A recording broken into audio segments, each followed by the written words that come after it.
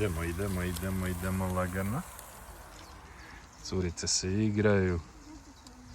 Krenuli smo laganini. Gdje nema dima, nema ni roštilja. Dima mora biti. Gdje nema dima. Pričam sam sa sobom, prijatelji moji. Najbolje ti kad se pušaš svađa. Ja znam kad pričam sam sa sobom da pričam s jednom vrlo inteligentnom osobom.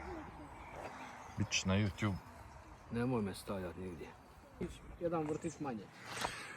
Ma bez jebem ti prijatelju moj, bit će auto. Uvijek ćeš imat novaca 300-400 eura za auto. To je.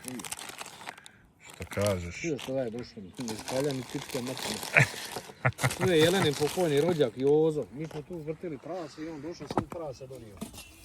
I užgo motorku, bogat je tu iscijepao drva i izbeko prase. Da je, on došao s prasetom i motorku. Dobar je.